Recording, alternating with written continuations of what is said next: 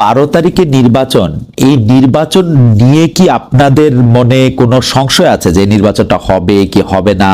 নিয়ে কথা বলতে আমাদের সাথে বিএনপির মহাসচিব জনাব মির্জা ফখরুল ইসলাম আলমগীর রয়েছেন রাজশাহী থেকে। জনাব মির্জা ফখরুল ইসলাম আলমগীর, আপনাকে স্বাগত, শুভেচ্ছা এবং অনেক কৃতজ্ঞতা আমাদের সাথে যুক্ত হওয়ার জন্য, আমাদের অনুষ্ঠানে আসার জন্য ধন্যবাদ।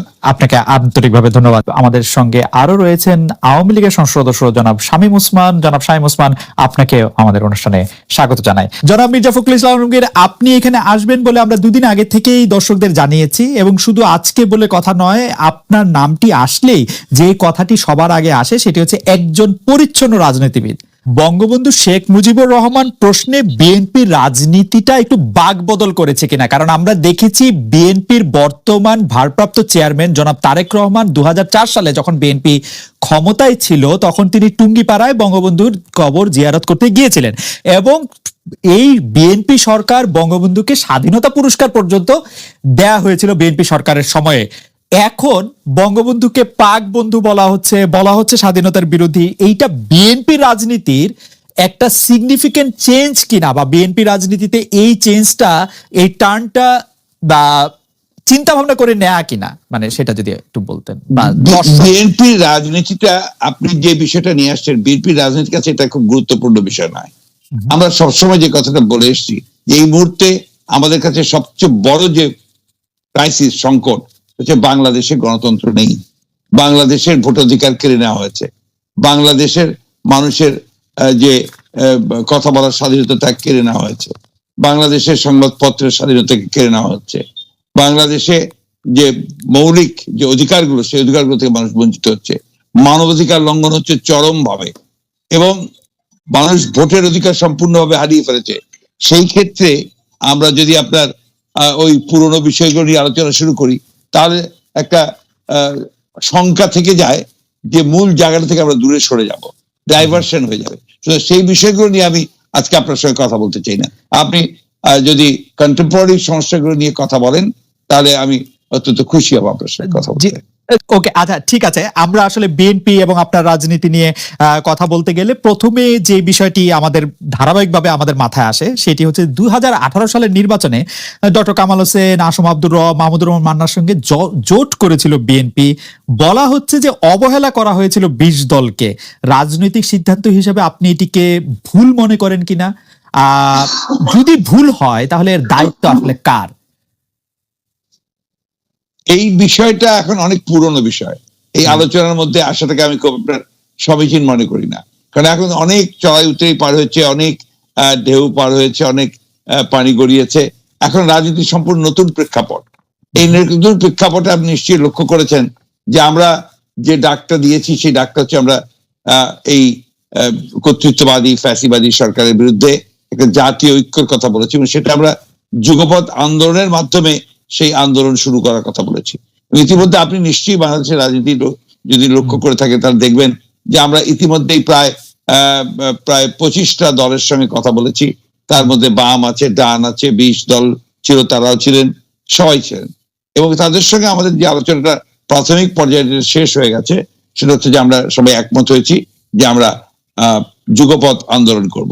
সেই ক্ষেত্রে এই বিষয়টা এখন একটা অতীত চারিতা হয়ে যাবে। আমি মনে করি বর্তমান রাজনৈতিক প্রেক্ষিতে এটা খুব বেশি গুরুত্বপূর্ণ নয়। আচ্ছা, ঠিক আছে, তাহলে আমরা একটু বর্তমানে ফিরে আসি। আমরা কি একটু আপনার কাছে জানতে চাইতে পারি যে জামায়াতে ইসলামীর সঙ্গে বিএনপির বর্তমান সম্পর্ক কি? আপনার নিশ্চয়ই মনে আছে যে দৈনিক মানবজমিন পত্রিকায় বলা হয়েছিল যে জামায়াত বিএনপির সাথে সম্পর্ক ছিন্ন করেছে, পরে আবার তারা বলেছে যে না, এরকম কোনো সিদ্ধান্ত নেওয়া হয় নাই। বিএনপির কি এই ব্যাপারে কোনো সিদ্ধান্ত আছে জামায়াতে ইসলামী সম্পর্কে একসাথে চলা না চলা? আপনারা গত 4 বছর ধরে নিশ্চয়ই লক্ষ্য করেছেন যে আমরা গত 4 বছর শুধু নয়, তারও আগে থেকে, ইনফ্যাক্ট আপনার 2015 সাল থেকেই আমরা কিন্তু আপনার আমাদের যে 20 দলীয় জোটের যে অ্যাক্টিভিটিস, সেটা প্রায় বন্ধই ছিল আর কি। আমরা আপনার নিজেরাই গত 4 বছর ধরে বিএনপির আমাদের তরফ থেকেই, দলের পক্ষ থেকেই আমরা আমাদের নিজেদের কর্মসূচি পালন করছি, এবং সেই বিষয়গুলো নিয়ে আমরা কাজ করছি। আপনি নিশ্চয়ই লক্ষ্য করেছেন যে এখন যেটা আমরা করছি, এই কাটার মধ্যে আমরা যে সমস্ত দলগুলোর সাথে কথা বলেছি, সেই দলগুলোর কথা আপনারা সবাই জানেন, আমরা সেভাবে কাজ করছি। আমাদের তো এখন আমরা জোটের কথাটা আমরা এখন বলছি না, এবং জোটের কথা সামনে আসছেও না। আমরা বিএনপি এই আন্দোলন করছি, তার সঙ্গে আমরা আহ্বান জানিয়েছি জাতীয় ঐক্যের প্রত্যেকটি দল তাদের নিজের নিজের অবস্থান থেকে তাদের আপনার যে আমাদের যে বক্তব্য আমরা যদি একমত হই তাহলে সেই বক্তব্যগুলোর সামনে নিয়ে আন্দোলনে যাবেন এবং রাজপথেই আন্দোলনের ধারার মধ্য দিয়েই আপনার এই সিদ্ধান্তটা হবে যে আমরা ভবিষ্যতে জোট করব কি করব না বা আমরা একসাথে যাবো কি যাবো না। সুতরাং এখন ওই জামাত প্রসঙ্গটা একদম একেবারে অপ্রাসঙ্গিক এখন এই মুহূর্তে। জি, জনাব মির্জা ফখরুল ইসলামকে আমরা যে আপনি যে 25টি রাজনৈতিক দলের সঙ্গে কথা বলেছেন তার মধ্যে কি জামায়াতে ইসলামীর সঙ্গে তার আপনি আলাদা করে কথা বলেন নাই, সেটা কি এই কারণে যে এটি এখন প্রাসঙ্গিক না, নাকি এইটি কোনো বার্তা আসলে দিচ্ছে যে আপনারা? না, আমরা আপনার যে সমস্ত দলগুলোর সঙ্গে প্রকাশ্যে কথা বলেছি সেই দলগুলোর খবর আপনারা সবাই জানেন, রাইট, এবং সেই দলগুলোর সঙ্গে আমরা কথা বলেছি। আমরা জামাতের সঙ্গে প্রকাশ্যে কোনো রাজনৈতিক কোনো আলোচনা করিনি, কোনো সংলাপ করিনি। ওকে, বিএনপি ক্ষমতায় আসার পর আপনাকে আসলে দেশ থেকে চলে যেতে হয়েছিল, অবস্থাটা কিরকম সেটা দিয়ে যদি আমরা আসলে শুরু করি, গুম খুন বাংলাদেশের রাজনীতির বর্তমান হাল অবস্থা। জনাব শামীম ওসমান। জি খালেদ ভাই, আপনাকে ধন্যবাদ। আপনি যে প্রশ্নটা করেছেন আমি সেটার উত্তরটা যদি দেই তার আগে আমি অ্যাকচুয়ালি অন্য একটা কথা বলতে চেয়েছিলাম, ওই কথা আমি পরে আসবো। যেহেতু আপনি বলছেন যে এই প্রশ্নটা এসছে আমাকে দেশ ছেড়ে যেতে হয়েছে, ইট ইজ ট্রু যে আমাকে দেশ ছেড়ে যেতে হয়েছে এবং আমি যে দেশ ছেড়ে গেছি সেটা জাতির পিতার কন্যা মাননীয় প্রধানমন্ত্রীর একবার না কয়েকবারের নির্দেশের পরিপ্রেক্ষিতে। কারণ আপনার নিশ্চয়ই মনে আছে, আপনি একজন প্রতিযোদ্ধা সাংবাদিক, এখানে আমাদের ফারুক ভাই আছেন যাকে ব্যক্তিগতভাবে আমি শ্রদ্ধা করি, এই কারণে শ্রদ্ধা করি যে উনি মুক্তিযুদ্ধটা নারায়ণগঞ্জ থেকে শুরু করেছিলেন বিএনপির নেতা হিসাবে না, শুধু একজন মানুষ হিসাবে এবং একজন মুক্তিযোদ্ধা হিসাবে, মুক্তিযোদ্ধার পরিবার হিসাবে আমি তাকে সম্মান করি এবং আশা করি যে আমরা বিতর্ক না যেয়ে আমরা সত্য কথাটা বলার চেষ্টা করব। তো সেইখানে যে বিষয়টা হচ্ছে যে আপনার খুব স্পষ্ট মনে আছে যে 2001-এর আগে আমি নারায়ণগঞ্জে সারা বাংলাদেশের বুদ্ধিজীবী বলতে কবি শামসুর রহমান সাহেব, প্রফেসর কবি চৌধুরী স্যার, মান্নান স্যার, মানে এই ধরনের যারা বিচারপতি কে এম সোহান স্যার, ওনাদেরকে নিয়ে প্রায় 65 জন বুদ্ধিজীবী যারা বুদ্ধি বিক্রি করে খেতেন না, হ্যাঁ, যারা সত্যিকারী বিদ্যুদীপ্ত মানুষ ছিলেন, তাদেরকে নিয়ে নারায়ণগঞ্জে একটি অনুষ্ঠান করেছিলাম জাহানারি ইমামের স্মরণে। তো ওইখানে তোরম করে যে একটা ভবন হওয়ার কথা ছিল আর্টস ফ্যাকাল্টি আমার পিতার নামে, কে এম শামসুর জোহার নামে। তো ওইটা তখন সবাই বলেন, তো জাহানারি ইমামকে আমি ব্যক্তিগতভাবে খুব শ্রদ্ধা করতাম একজন মুক্তিযোদ্ধার মা হিসাবে, এবং আমার মনে হয় ফারুক ভাই শ্রদ্ধা করবেন, যদিও বিএনপির আমলে উনি প্রচন্ড ভাবে নির্যাতিত হয়েছেন ক্যান্সারের রোগী হওয়ার পরেও। তো সেইখানে আমরা ওনার নামে ভবনটা করি এবং সেই দিন ওই ভবনটা করার পর একটা বিশাল সমাবেশ হয়, ইয়াং জেনারেশনের সমাবেশ। সেই সমাবেশে স্যাররা যারা ছিলেন, যাদেরকে আমরা শ্রদ্ধা করি এবং সারা জীবন করবো, এর মধ্যে আমার মনে আছে কবি চৌধুরী স্যার উনি কেঁদে দিয়েছিলেন, আমার মামা হাসান ইমাম সাহেব কেঁদে দিয়েছিলেন, দিয়ে বলেছিলাম এখান থেকে শুরু করো, যেহেতু নারায়ণগঞ্জে আওয়ামী লীগে শুরু হয়েছে এখান থেকে শুরু করো। আমরা কি চান, বলে যুদ্ধাপরাধীদের বিরুদ্ধে কথা বলো। তখন আমরা বলেছিলাম যারা 30 লক্ষ মানুষের জীবন নিয়েছে, 2 লক্ষ মানুষের সম্মান নিয়েছে, ওই গোলাম আজম গং, শুধুমাত্র গোলাম আজম গং কথাটা উচ্চারণ করেছিলাম যে তাদের এই নারায়ণগঞ্জের পবিত্র মাটিতে প্রবেশ নিষিদ্ধ।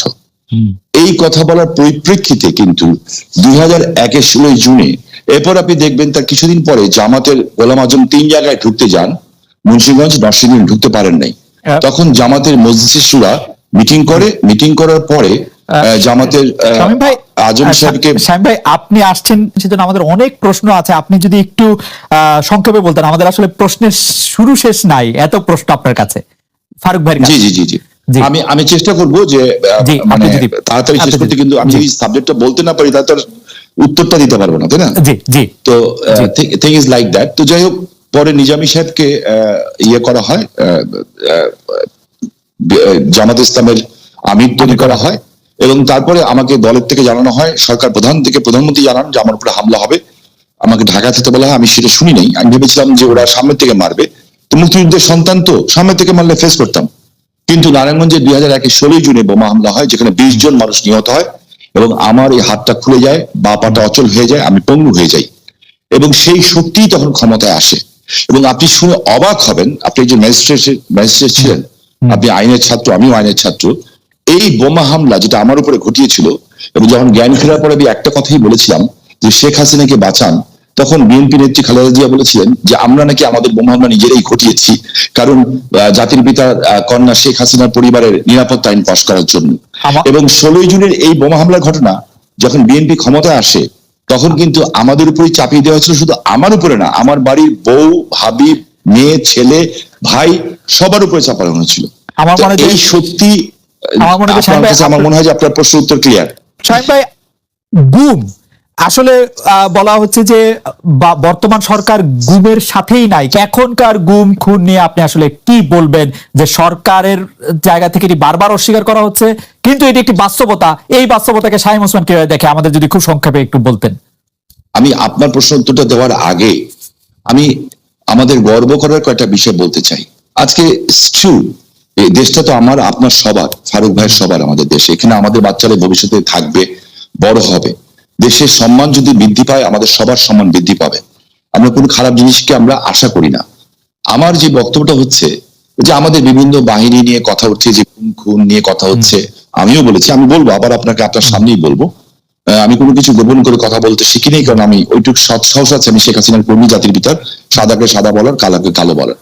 বাট আমার তার আগে আপনার মাধ্যমে খালেদ ভাই, আমি কালকে বাজবুনে যাই না, আপনি একটা ভালো জায়গায় আছেন, জার্মানি একটা ডয়েচ টেলিভিশনের সাথে আছেন, আমি আপনার কাছে অ্যাপিল করছি, রিকোয়েস্ট করছি এই বিষয়টা তুলে ধরার জন্য, যে আজকে বাংলাদেশের আমাদের প্রতিরক্ষা বাহিনী, আমাদের সেনাবাহিনী, আমাদের বিমান বাহিনী, আমাদের পুলিশ, আমাদের বিজিবি, আমাদের র্যাবকে নিয়ে কথা বলা হচ্ছে, কিন্তু আপনি লক্ষ্য করে দেখেন গত 4-5 দিন আগে বাংলাদেশের আমাদের শান্তি রক্ষা করতে গিয়ে 3 জন সেনাবাহিনীর সদস্য নিহত হয়েছেন। আমি তাদেরকে প্রথমে শ্রদ্ধার সাথে স্মরণ করতে চাই। সৈনিক শরীফ হোসেন, সৈনিক জসিমউদ্দিন, সৈনিক জাহাঙ্গীর আলম, টহল কমান্ডার মেজর আশরাফুল হক সাহেব আহত হয়েছেন। জি, আজকে আপনার কাছে আমার একটা প্রশ্ন না, জাতির, পৃথিবীর, বিশ্বের কাছে প্রশ্ন, শান্তির জন্য নোবেল পুরস্কার দেওয়া হয়, এমন এমন লোকও আছেন যারা শান্তির সাথে জড়িতই না, কিন্তু তারা নোবেল পুরস্কার পান। আমি কোনো ব্যক্তির কথা বলবো না, বাট আমি খালেদ মহিউদ্দিন সাহেবকে বলতে চাই যে এই ভয়েস রেইজ করার জন্য, যে আমার বাংলাদেশে প্রতিরক্ষা বাহিনীর পৃথিবীর শান্তির জন্য, এই বিশ্বের শান্তির জন্য আমার গর্ব, আমার বাহিনী 139 জন মানুষ জীবন দিয়েছে, 139 জন মানুষ। আমার মনে হয় যে শাহিন ভাই, আপনার বক্তব্য এই অনুষ্ঠানের মধ্যে পরিষ্কার, এবং কেউ এটা নিয়ে আসলে দ্বিধা করবে না। কিন্তু আমরা যদি আজকে আমাকে যদি বলতে না দেন, আমি আর বলবোই না। জি জি, আমাকে কথা বলতে দেন, because it is my feelings, এটা আমার দেশপ্রেম, এটা আমার ভালোবাসা দেশের প্রতি। এবং ইনজুর্ড হয়েছে 237 জন। এইখানে আমি যেটা বলতে চাই, আমি, আপনি, ফারুক ভাই, কিংবা আমরা সকলে কণ্ঠে কণ্ঠ মিলিয়ে কেন বলতে পারবো না যে আমার প্রতিরক্ষা বাহিনীকে শান্তিতে নোবেল পুরস্কার দেওয়া হোক? এই কথাটা আমরা কেন বলতে পারবো না? শান্তির জন্য জীবন হয়। আমি আশা করি যে এই বিষয়ে আপনি কথা বলবেন। আমাদের দেশে আজকে যে প্রশ্নটা আপনি করেছেন গুম খুনের ব্যাপারে, আমি খুব পরিষ্কারভাবে বলতে চাই, জাতির, আপনি নিশ্চয়ই অবগত আছেন, জাতির পিতার কন্যা মাননীয় প্রধানমন্ত্রী বাংলাদেশে এসে একটা প্রেস কনফারেন্স করেছেন। এই প্রেস কনফারেন্সে উনি গুম প্রসঙ্গে জাতির পিতা, আমি পেপারের কাটিং থেকে বলছি, মানে রেকর্ড করে বলছি, গুম প্রসঙ্গে জাতির পিতা কন্যা শেখ হাসিনা বলেন, কয়েকটি আন্তর্জাতিক সংস্থা গুম খুন নিয়ে কথা বলে, গুমের হিসেবে দেখা যায় গেল সবচেয়ে বেশি গুম জিয়াউর রহমানের আমলে, তারপর থেকেই তো চলছে। আমরা যখন তালিকা চাইলাম 76 জনের নাম দেওয়া হলো, এর মধ্যে এমনও আছে আরেকজনকে শায়েস্তা করতে মাকে লুকিয়ে রেখেছে, কেউ বোনকে লুকিয়ে রেখেছে, আবার দেখা গেছে একজন ঢাকা থেকে চলে গেলে। প্রধানমন্ত্রী শেখ হাসিনার বক্তব্য কি আপনার বক্তব্য? প্রধানমন্ত্রী শেখ হাসিনার বক্তব্য কালকে আমরা শুনেছি, আমরা শেষ করে দিলে। জি জি জি, আপনি শুনেছেন, আপনার সমস্ত দর্শক তো শুনে নেই, তাই না? তো ভারতে পলাতক আছেন, এটা কেমন করে হয়? এমনও হয়েছে যে তালিকায় নাম আছে কিন্তু লুকিয়ে আছে যুক্তরাষ্ট্রে, সেই বিষয়গুলো আমরা তাদের সামনে তুলে ধরেছি। সো মাননীয় প্রধানমন্ত্রী রাষ্ট্রনায়ক, উনি আমার নেত্রী, ওনার যে বক্তব্য, সেই বক্তব্যের সাথে দ্বিমত করার কথা তো নাই। যেমন বিএনপির নেতা সালাউদ্দিন সাহেব, ওনাকে গুম করা হয়েছে, খুন করা হয়েছে বলা হলো, ঠিক আছে, তো বিএনপি নেতা সালাউদ্দিন সাহেবকে তো পাওয়া গেল ভারতে। আপনি লক্ষ্য করে দেখেন, যেমন আমার বন্ধু সহযোদ্ধা ইলিয়াস আলীকে নিয়ে এখনো কথা হচ্ছে। আমার কাছে রেকর্ড আছে যে মির্জা আব্বাস সাহেব বলেছিলেন তখন যে ইলিয়াস আলীর সাথে বিএনপির তৎকালীন অর্থমন্ত্রী মরহুম অর্থমন্ত্রী আল্লাহকে বেহেশত নসিব করুক সাইফুর রহমান সাহেবের অন্তদ্বন্দ্ব আছে, এটা একটি অন্তদ্বন্দ্বের শিকার। এই যে কথাগুলি আছে, সো কোন জিনিস ফাইনালি না হওয়া পর্যন্ত, বিচার বিভাগ দ্বারা মূল্যায়িত না হওয়া পর্যন্ত আপনি তো বলতে পারি না শামীম ভাই- who is guilty and who is wrong. Shamim ভাই, আমি আপনাকে একটু আপনি যদি বলেন খুনের কথা, Right. জি বলেন। জি আপনি নজরুল ইসলাম সহ নারায়ণগঞ্জের জি, এটি বলতে খুনের ব্যাপারে চাচ্ছিলাম, র্যাবের বলতে ক্ষেত্রে চাচ্ছিলাম। আপনি স্পষ্ট বলেছিলেন যে র্যাব এরকম অনেক কাজ করছে, নারায়ণগঞ্জে করছে। জি, সেটি আপনি একটু যদি বলেন যে আপনি এখনো এরকম মনে এটাই করেন আমি কিনা? বলতে চাচ্ছি। দেখেন, জি।